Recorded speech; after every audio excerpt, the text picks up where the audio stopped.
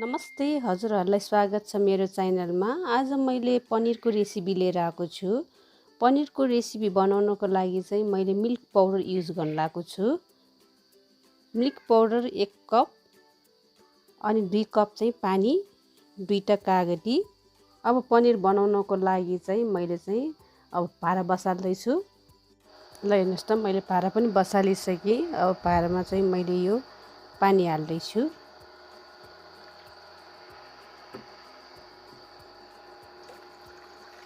दुई कप पानी हालिसकेँ। अब यसलाई हल्का तातो पार्नुपर्छ पानी चाहिँ। ल हेर्नुहोस् त, पानी हल्का तात्यो। अब यसमा चाहिँ एकैचोटि नहाल्ने, अलिअलि गरेर यसरी हालेर यसलाई चाहिँ यसरी चलाइराख्नुपर्छ। यसरी हेर्नुहोस् त, फेरि मैले हालेँ। यो डल्लो चाहिँ सबै फुटाउनुपर्छ, एकैचोटि हाले पनि डल्लो पर्छ। त्यसरी थोरै थोरै गरेर यसरी हाल्नु होला।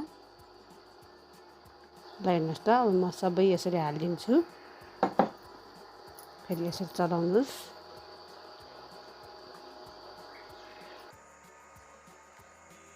हेर्नुहोस् त, यसरी चलाइराख्नु होला, नत्र तलबाट पनि डढ्छ। यो डल्लो डल्लो पनि हट्छ। यसरी चलाइराख्नुपर्छ। ल हेर्नुहोस् त, दुध पनि उम्लिसक्यो। अब एकछिन म यो सेलाउन दिन्छु। यो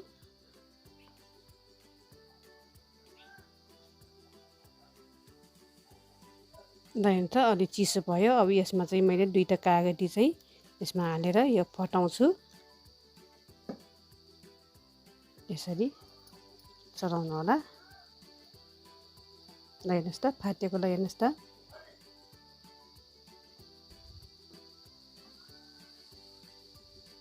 ल हेर्नुहोस् त, दुध पनि फाट्यो। अब एकछिन सेलाउनको लागि राख्छु। ल हेर्नुहोस् त, यो चिसो भयो। अब म छान्नुको लागि जाँदैछु। यो छानी यसरी राख्नु होला। अनि यो मलमलको कपडा यसरी राखिदिनु होला। ल हेर्नुहोस् त, यसरी अनि खनाइदिनु होला। यसरी ल हेर्नुहोस् त, मैले छानेर पनि गरिसकेँ। अब यसरी पानीले चाहिँ यो त्यो कागतीको रस चाहिँ यसरी पखालिदिनु होला। यसरी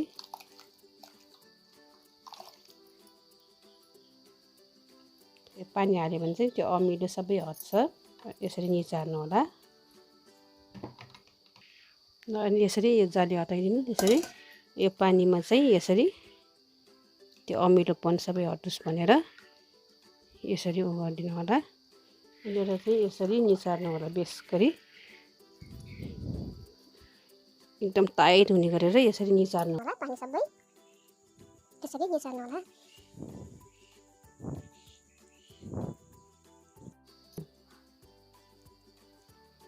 जस्तो यसरी बाँधिदिनु होला। एकदम टाइटले बाँध्नु। यसरी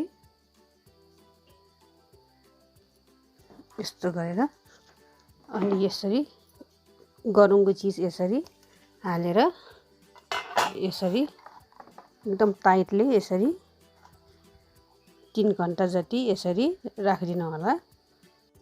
3 घन्टा पनि भयो। अब हेरौँ ल साथीहरू।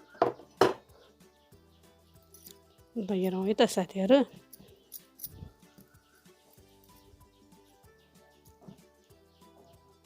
ल हेर्नुहोस् त,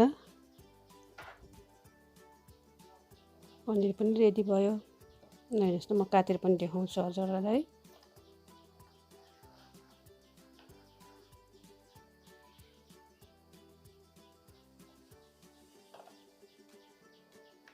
ल हेर्नुहोस् त, यसरी काट्नु होला।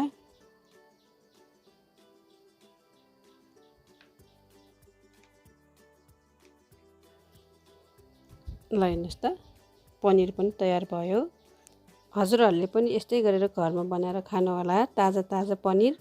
हजुरहरूलाई मेरो भिडियो मन पर्यो लाइक, कमेन्ट, सेयर, सब्सक्राइब गर्न चाहिँ नभुल्नु होला।